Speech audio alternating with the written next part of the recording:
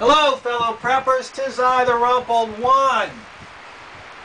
I guess in that last stuff hit the fan tough question, some people might have thought that I was a little hard on you. And I realize that some people are out there struggling. There's a lot of people out there struggling to make ends meet. And they can't really buy everything they want for their preps.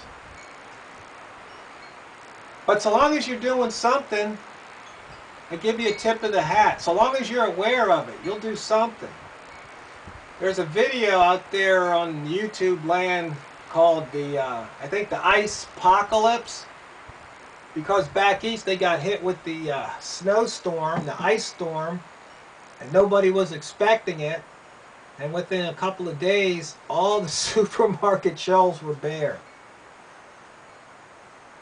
Well, you see, that just goes to show why you have to prepare.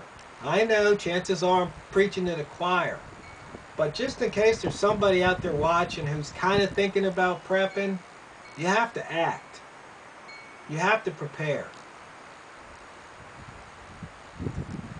Because you just don't know when an emergency is going to befall you. I mean, there's so many things that can happen. You drive a car, you have a jack and a spare and a lug wrench so you can change that spare tire in case you get a flat, get back on the road.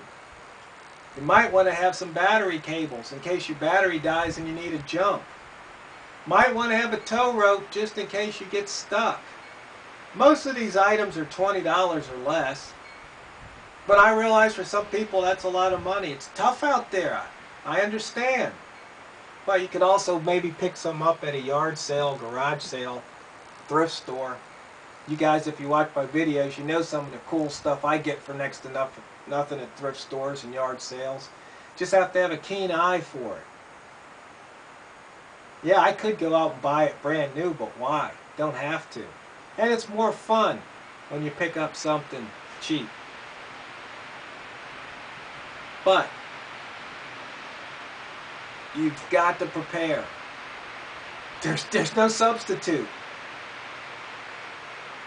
I mean, you just don't know. Electricity could go out.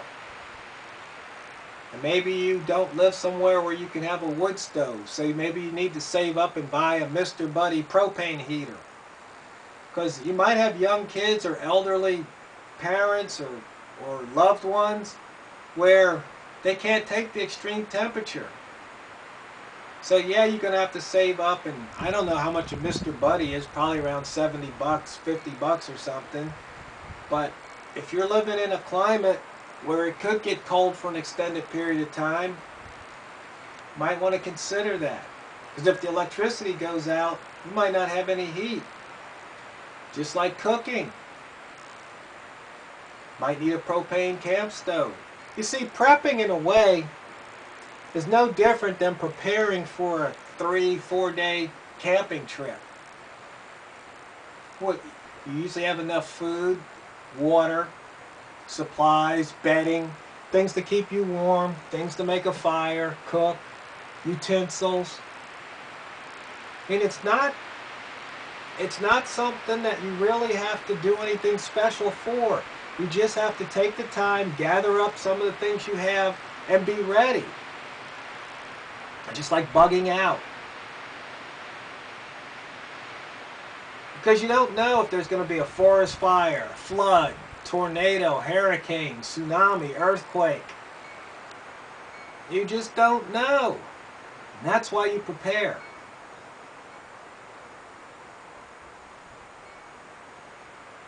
And some people, their mind's made up. They're not going to prepare. It doesn't matter what I say or what you say or what anybody else says. They're just not going to. Sad thing is that some of them are going to perish when they didn't have to, and others are going to probably be knocking on your door asking for your help. And you might have to turn them away. You might have to shoot them. I mean, I say that and I laugh. It's only funny because it's true. Just depends on how tough times get. Now that's not even, I'm not even talking about, whether or not the government's going to come in to help or herd you onto a FEMA bus to take you to a FEMA camp. But just the fallout from a disaster. It could just be a local disaster. Or, for example, it could be a disaster that happens 100 miles away but affects me. I mean, I was at a meeting and one of my fellow preppers mentioned, hats off to you, Tony, that if something happens to I-5, we people over on the coast here, we're cut off. We could be cut off from the gasoline trucks, cut off from the food trucks. In 3 days, stores would be bare. So I have to make sure I'm prepared. And when I read and hear about a storm happening along I-5 or something, if I'm not prepared, then I need to hop in the truck, go to town, and get it while I still can. But usually, I'm a little bit better prepared than that, so I usually don't have to run anywhere.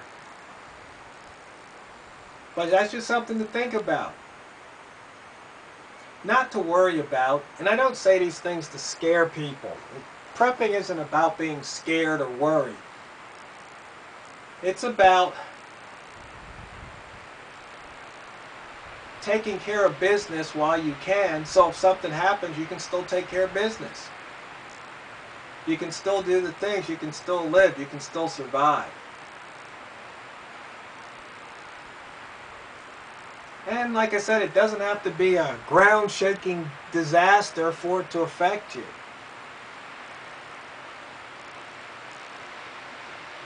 Somebody could hit a power pole and knock over a transformer, or a bird could sit on a power line and knock it out for a couple of days. It's happened. How would your life be without power for a couple of days? Just things to think about. So, fellow preppers, just remember, if you fail to prepare today, you're preparing to fail tomorrow.